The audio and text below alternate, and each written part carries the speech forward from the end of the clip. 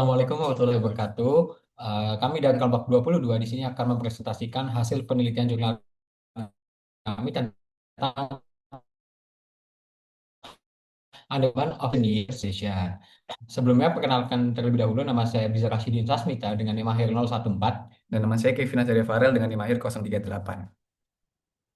Kemudian untuk manfaat dari pembelajaran yang sudah kami lakukan, yang pertama adalah menganalisis perkembangan Netflix di tahun terakhir adalah menunjukkan penting melalui teknik visualisasi data. Dan yang ketiga adalah untuk menggambarkan berbagai aspek kunci. Dan yang keempat, memberikan wawasan tentang kondisi operasi Netflix di masa pandemi. Nah, backgroundnya terlebih dahulu. Jadi, pada abad ke-21, kebutuhan akan layanan video streaming itu tumbuh pesat seiring pergeseran media dari teks ke gambar.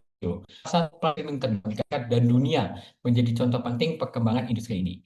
Menurut Grand View Research, nilai pasar global video streaming diperkirakan mencapai 50 miliar US dollar pada tahun 2020 dan diproyeksikan akan tumbuh dengan laju tahunan majemuk hingga 21%.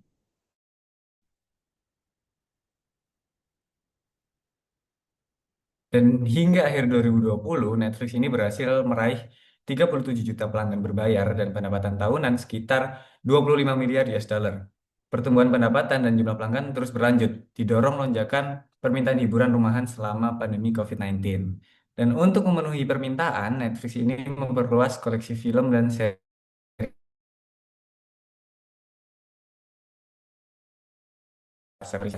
Penelitian ini dimulai dari pengumpulan data, pembersihan data, hasil dengan detailnya.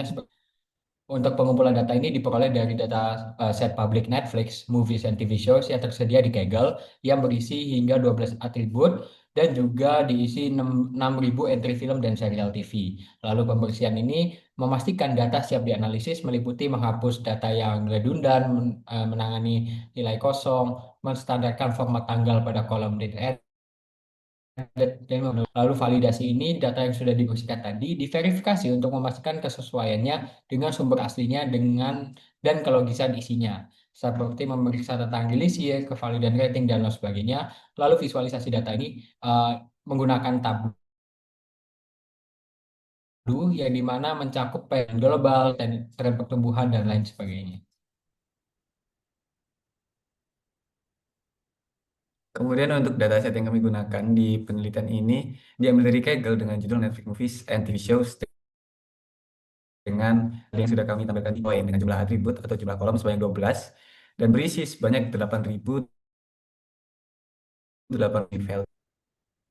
Kemudian untuk hasil dan pembahasan, jadi di bagian ini kami akan menampilkan sebanyak 6 visualisasi sesuai dari paper utama yang dibuat menggunakan Tableau. Jadi setiap visualisasi ini dipilih sesuai dengan genre. Dan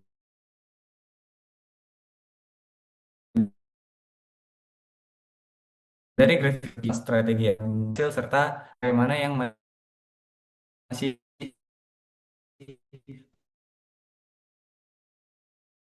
perlu ditingkatkan. Di mana konten Netflix menyebar secara global dari tahun ke tahun.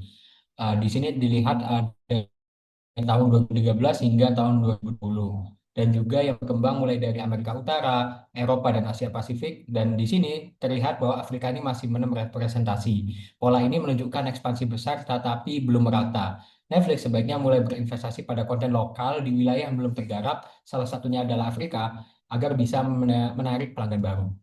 Kemudian di visualisasi yang kedua di sini ada pie chart dan juga bar chart. Jadi di sini menunjukkan perbandingan antar kawasan yang ditampilkan lewat pie chart dan juga bar chart. Dan hasilnya menunjukkan bahwa di Amerika Serikat, di India dan juga di UK atau di Inggris menjadi penyumbang konten yang terbesar. Sedangkan di Asia, Afrika dan Timur Tengah masih bisa dibilang relatif kecil. Dan ketergantungan pada negara tertentu bisa menjadi risiko jangka panjang. Untuk itu, Netflix perlu untuk memperluas produksi di kawasan dengan potensi pertumbuhan tinggi agar pendapatannya bisa lebih seimbang. Selanjutnya adalah financial performance. Nah, grafik ini ada revenue dan harga saham memperlihatkan bahwa pendapatan Netflix terus meningkat stabil dari 2013 hingga 2021. Pandemi sempat menjatuhkan harga saham, tetapi justru menjadi momentum kebangkitan karena lonjakan permintaan streaming saat masyarakat banyak di rumah. Dari sini Netflix bisa mengambil pelajaran untuk terus mendiversifikasi produk hiburan agar pertumbuhan tetap terjaga meskipun situasi berubah. Kemudian di sini menunjukkan hubungan antara konten orisinal dan juga pelanggan, jumlah pelanggan yang terlihat jelas di grafik ini. Lonjakan produksi konten orisinal berbanding lurus dengan kenaikan pelanggan hingga tahun 2019. Namun setelah itu pertumbuhan pelanggan mulai melambat meskipun jumlah kontennya masih meningkat. Yang artinya Netflix tetapi perlu menjaga kualitas konten tetap bagi para audiens. Lalu ada tentang content addition over the years. Grafik ini merupakan grafik pertambahan konten